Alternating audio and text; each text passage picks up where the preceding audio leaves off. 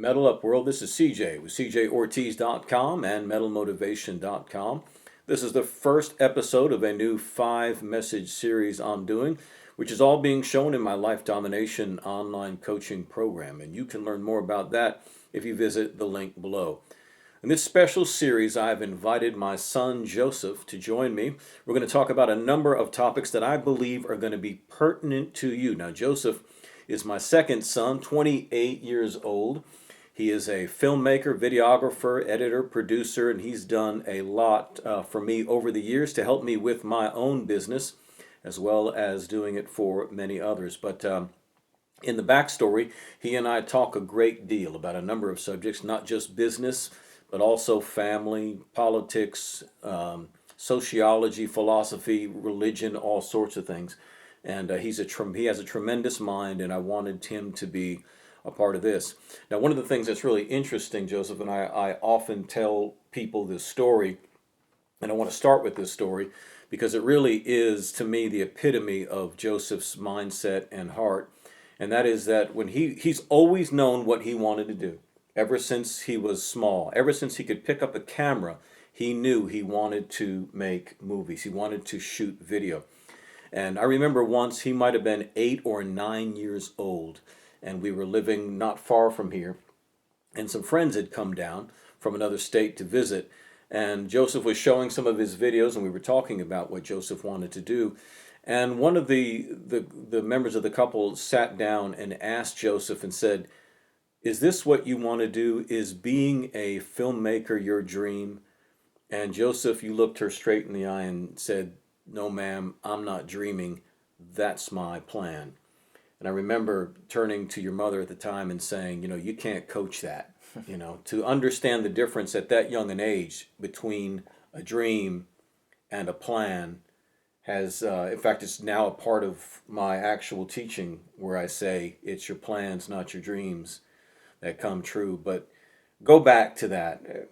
You apparently knew from early on what it was you wanted to do. Do you remember what it was like? I don't think being that young, I don't think I understood maybe the ramifications of that statement as much as I understand it now. But I think back then when she said, "Is that your dream?" To me, I guess it made it sound like it's just one possibility Right. of many that I could pursue. And I guess even at that age, I just couldn't consider any other possibility. It seemed like, no, Right. there's nothing else that I'm going to do with my life. This is absolutely what I want to do. So it's like, no, it's not like I'm dreaming, like hoping, yeah, maybe one day that'd be nice. It was, no, that's what I'm going to do. Right. And as you got older, it remained your central passion in Mm-hmm. life. And for the most part, your film school was actually watching movies and television and whatnot. And so we used to kind of freak out because you would watch things over and Mm-hmm. over and over again. Did you know that that's what you were doing at the time? No, it was just utter fascination, just like, anybody who gets obsessed with a particular subject or anything like that, they get their hands on anything related to that subject. I was just probably what was happening. I was obsessed with the feelings that, a film or a TV show or something evoked, the excitement or the suspense.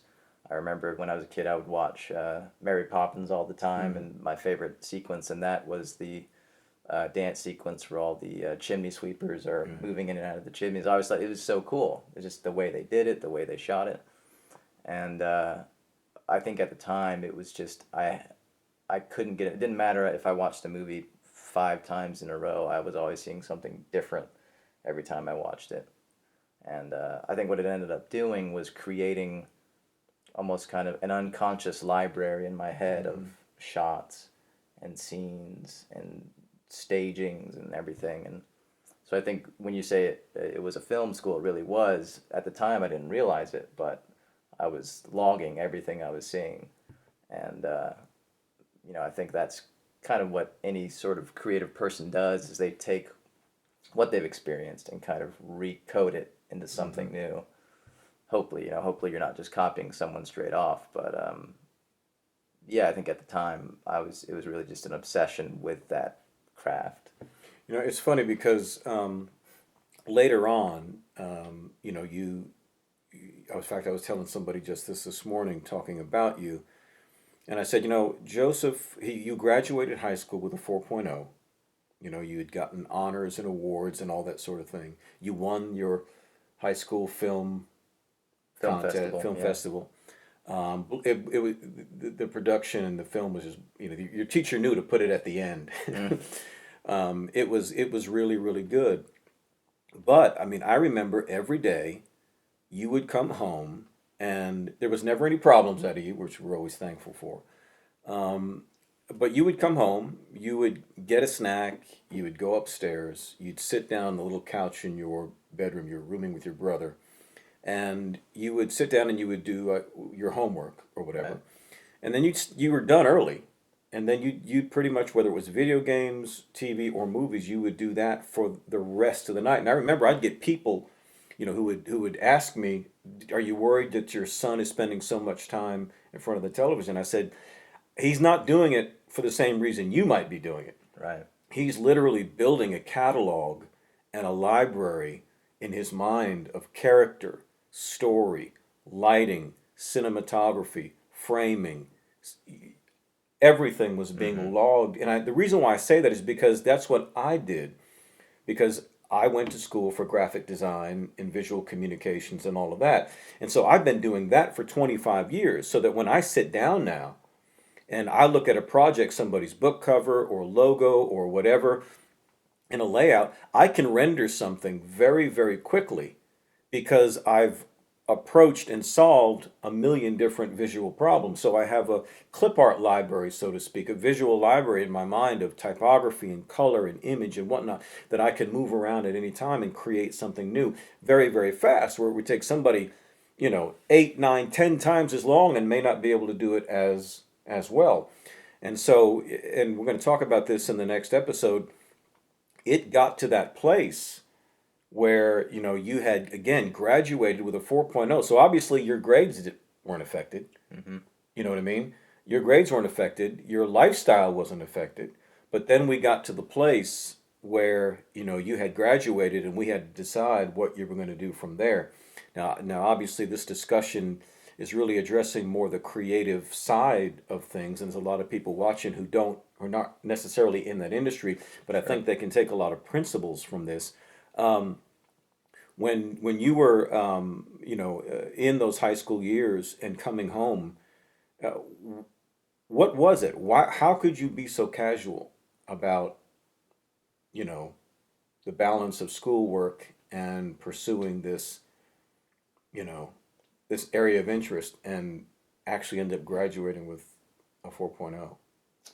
Um, I think it was all pretty simple in my head. I've never been one that likes to do badly at something, and that anything from making a film or failing a test. A great sense of dread I've always had with, doing something poorly.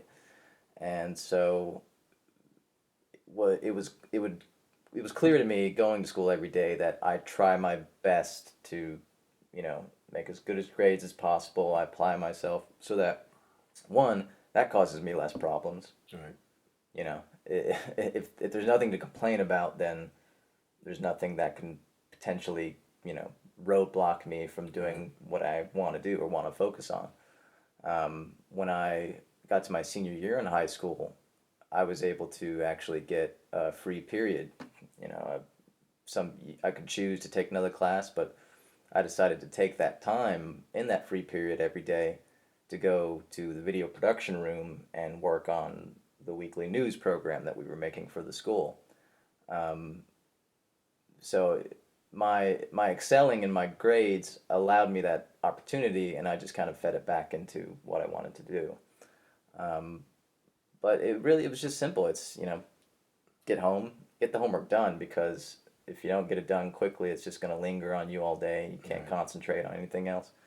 So just knock it out, and then after that, Like time is Well, mine. there's a lesson there, right? I mean, because no matter whether you're a kid in school or an adult, you did not want to crowd your mind with that constant pricking thought that you still had stuff to do. In other words, you didn't jump to what you really, really wanted to do first. Right. You know, you did take care of business first, and so that you had then the latitude. So that was obviously, Mm-hmm.